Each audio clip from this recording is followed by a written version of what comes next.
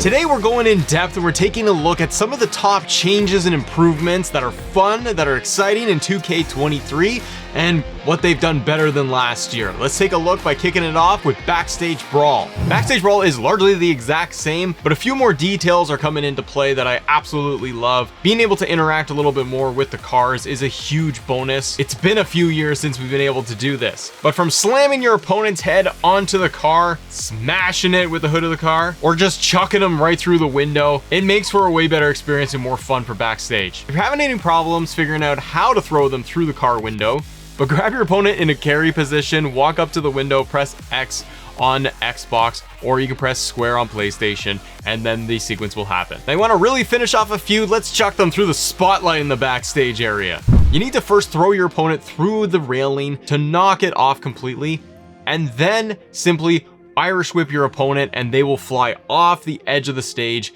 through the spotlight. Does a lot of damage and it's a lot of fun and makes for great little screenshots too. Okay, the next improvement thing that I really do like about this year versus last year has to do with tables, and specifically flaming tables, igniting them. Because now when we light the tables on fire, there is way better lighting reflections, and this is the case too when it comes to the overall stage and a lot of the areas. We're getting better lighting reflections, and I do like this a lot when it comes to flaming tables. But the other piece is being able to do a flaming table inside Hell in a Cell, something that we weren't able to do last year. It's a great update not only to have the flaming table, but doing this adds a little extra touch to it and makes Hell in a Cell a lot more fun. Now the next one we have here, this was in 2K22. It's been in there for a while, but we gotta highlight it anyways because we're gonna be able to break the ring once again. Grab a heavyweight and a super heavyweight, get your opponent down to about yellow, prop your opponent to sit on the turnbuckle, and then do a grapple, and you will get the full ring break sequence. It's just a fun thing to do. Now the next one is a small addition that they have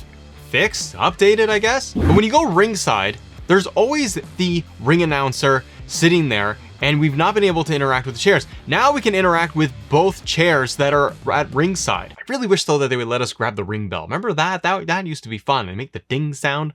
We need that back. Let's go. The other thing I found too that was a lot of fun is that once you're going to clear off the announce table, in some cases, and it's probably just glitched this way, but you can perform some regular moves if you can kind of time it and position it right to break the table. I had Braun Strowman here and he was able to do an overhead power slam to Amos and it broke the announce table. I was blown away I could get this done. I could pull this off. But whether it's a glitch or it's just there, it's a nice improvement because I am so tired of not being able to just smash opponents through tables with whatever move I want. Now, sticking with weapons, the other improvement, the nice addition this year compared to last year, is the inclusion of weapon taunts.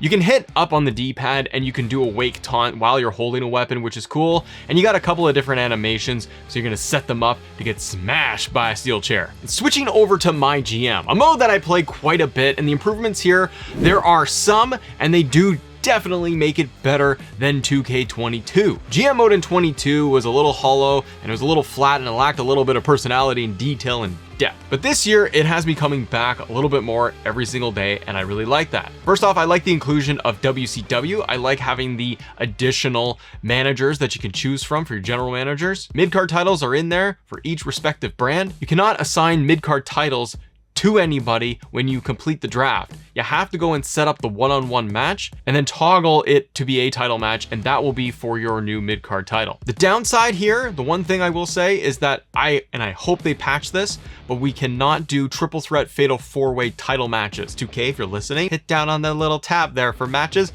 and let me activate a little bit of a nasty title match for your buddy Matt. The other updates I do like is having the seasonal achievements and updates and what you are doing along the way throughout your general manager experience. Completing certain challenges along the way is a good incentive to come back, and you also have Hall of Fame trophy progress too for your career progress.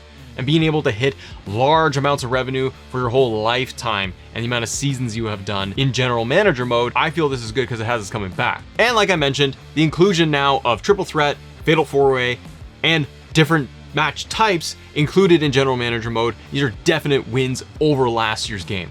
Okay, a nice small update that I have noticed, blood. Yeah, we're all fans of blood in our wrestling games. We want to be able to just smash them in the head and just have it just oozing out. Well, you can't totally do that, but they have improved blood in the game. Here you can see The Rock, and I put him through the ringer as Brock Lesnar. Like, I just put him Extreme Rules match and I just destroyed the man. But again, with the lighting improvements that we have in the game this year, they have tweaked some of the blood physics, and I feel like I'm getting a little bit more out of it.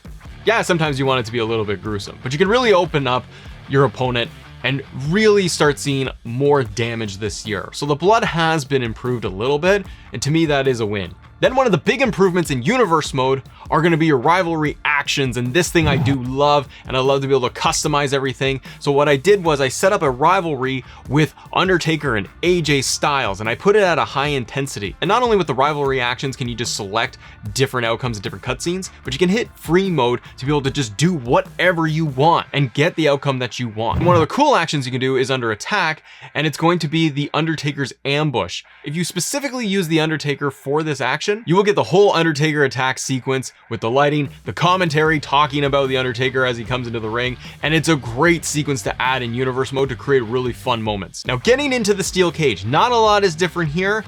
It just looks a little bit cleaner, smoother when you're going to be putting opponents through the cage, smashing them into the cage wall. The right side of the cage seems to be the one that you can interact with more by throwing your opponent over the ropes, so he's sandwiched between the cage and the ropes itself for you to perform an extra grapple move. But as Gunther does an uppercut to Ricochet, it just looks good, it looks more hard hitting, and it ends up being a lot more fun to just dummy guys inside of the cage. And the next small addition that we have, the next improvement we have here, it is a small one, but it's gonna have to do with the pinning system. Now you flick up on your right stick to be able to kick out of any pin sequence. Under gameplay and then over to advanced options, the first thing you can do is toggle on and off for the first count lock. What this does is that if you turn it on, your opponent is not going to kick out after one. I leave this on now because I just like the idea of them going to a 2 count, even if it's an early 2 count. I don't find 1 counts very realistic, and I find it a little bit pointless to have. There are some instances though where I did this and I would have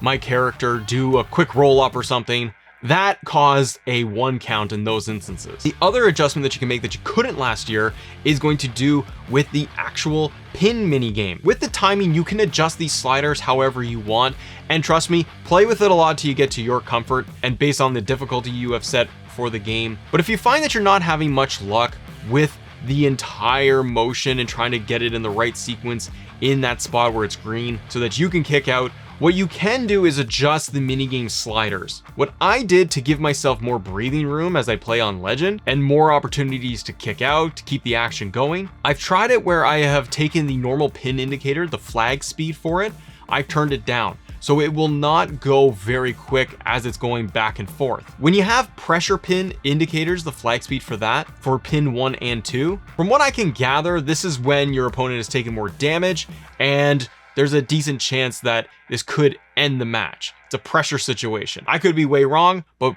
based on everything I have tested here, it seems to be in more critical moments that it will go really, really fast. And so I've been able to turn the indicator down and it gives me a better chance to kick out. For the kick out zones that you see below, zones 1 and 2, you can change the minimum and maximum size of those zones for you to be able to kick out. So from a 1 count to 2 count, if you max these out, that green bar is massive, so you can kick out virtually any time. But as the match gets longer and deeper, it does get more challenging still, but it gives you a little bit better chance that you're going to be able to kick out even at 2 3/4. And if you want more 2K23 news and coverage and updates and downloads that you need, here's some brand new downloads that you can get in the game right now. See ya.